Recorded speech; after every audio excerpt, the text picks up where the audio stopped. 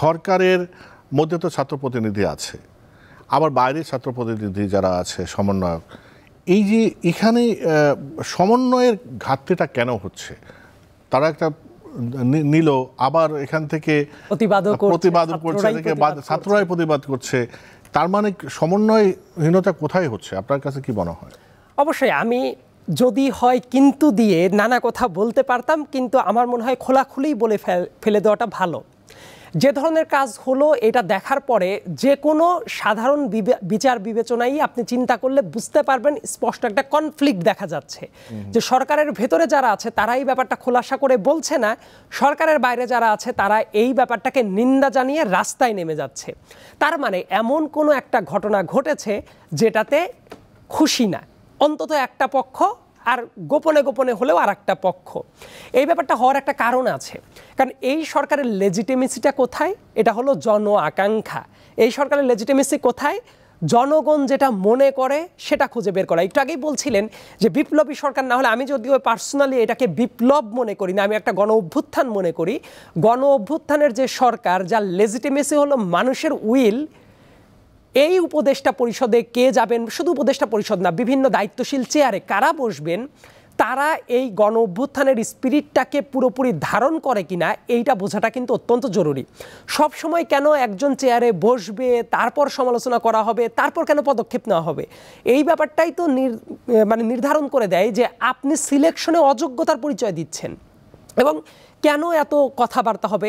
আন্দোলনের সাথে যারা স্টেক হোল্ডার ছিল, আপনি তো এত বড় নিয়োগের আগে তাদের কি মতামতটা একটু নিতে পারেন না? এটা নেওয়া তো খুব জটিল কোনো কাজ না। প্রত্যেক দিনই তো নানা অংশীজনের বিভিন্ন ইস্যুতে মতামত নেওয়া হচ্ছে। এটা প্রমাণ করে যে এই সরকারের পিপল টু পিপল কমিউনিকেশনের ক্ষেত্রে সিরিয়াস লেভেলের ঘাটতি আছে, এবং তাদের অংশীজনদের ভেতরেও। কারণ কেউ হয়তো বা মনে করতে পারে যে ঠিক আছে এখন আর মতামত নেওয়ার দরকার নাই, কিন্তু এটা একটা ভুল ধারণা। আমিও তো ওই জনরারই মানুষ, ওই জেনারেশনেরই মানুষ, একই সাথে আমার বন্ধু বান্ধবেরাই আছেন সবাই। তো আমি যেটা মনে করি, এই জায়গায় যদি ঘাটতিটা হয় তাহলে কিন্তু অন্যদের কথা বলার স্পেসটা বেশি হয়, এবং সরকারের এই জায়গায় অনেক বেশি সচেতন হওয়ার দরকার ছিল। একটু আলোচনা টেনেছিলেন আমার সহ আলোচক, সেই জায়গাটা আমি আবার একটু বলার চেষ্টা করি।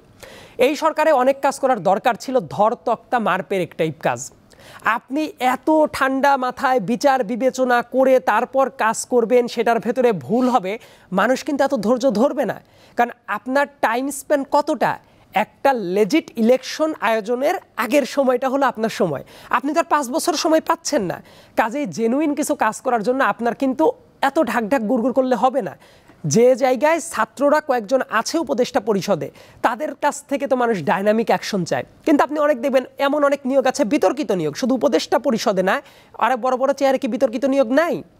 এবং এই কাজগুলো কিন্তু সমন্বয় কোনো অবস্থাতেই হচ্ছে না। স্থানীয় সরকার নিয়ে খুব চমৎকার একটা কথা বলছিল। বাংলাদেশের রাজনীতি যেহেতু আমার খুবই প্রিয় একটা জিনিস, তা আমি যত স্টাডি করেছি এই স্থানীয় সরকার মন্ত্রী এ যাবৎকালে যারা হয়েছে, দেখবেন দলের সবচেয়ে সিনিয়র নেতাদের ভেতরে একজন হয়। এবং আসিফ নিজেও আমার খুবই আদরের ছোট ভাই, সেই জায়গা থেকে আমি তাকে খুবই স্নেহ করি। কিন্তু একই সাথে আর একটা ব্যাপার বিবেচনায় রাখার দরকার আছে, ছাত্ররা বা আমাদের জেনারেশনের সবাই সব পারবে এই ব্যাপারে আমি বিশ্বাসী না। কিছু জায়গায় অভিজ্ঞতার দাম আছে, এইটা যদিও অনেকে হেসে খেলে উড়িয়ে দিতে পারে, কিন্তু আমি রাজনীতিরও কিন্তু একটা শখ আছে, একটা ফর্মা আছে। আপনি যা খুশি তাই করে দিতে পারেন না। ধরেন এটাই যদি হয়, একজন ছাত্রকে আপনি প্রধান উপদেষ্টা বানিয়ে দিলে কি চলবে? তার ইচ্ছা থাকবে, সদিচ্ছা থাকবে। এদের কিন্তু প্রত্যেকের সদিচ্ছা আছে, আমাদের প্রত্যেকের সদিচ্ছা আছে, দেশকে একটা ভালো জায়গায় আমরা দেখতে চাই, কিন্তু তার সাথে তো অনেক ব্যাপার ডিপেন্ডেন্ট। এমনকি এই জায়গাগুলোতে আপনার সচিবালয় আপনাকে পূর্ণ হেল্প করছে কিনা, আইন শৃঙ্খলা বাহিনী আপনাকে পূর্ণ হেল্প করছে কিনা, এই ব্যাপারগুলোর পরও কিন্তু অনেক কিছু ডিপেন্ড করে। কাজেই অভিজ্ঞতাটাও অনেক ক্ষেত্রে দরকার। এবং এই সরকার যে বিভিন্ন ক্ষেত্রে জনদাবির কথা বলবো না, কারণ জনদাবির কথা শুনলে তো তাদের কোনো ভুলই হওয়ার কথা ছিল না, কিন্তু অনেক ভুল কাজ হচ্ছে, আবার অনেক ভালো কাজ হচ্ছে। এটা যেমন সত্য, এই ব্যাপারগুলো যদি তারা ইগনোর করতে পারতো, আমার মনে হয় যে আরো একটা সলিড স্টেটে যেতে পারতো, যে জায়গায় প্রতিবন্ধকতাটা তৈরি হচ্ছে।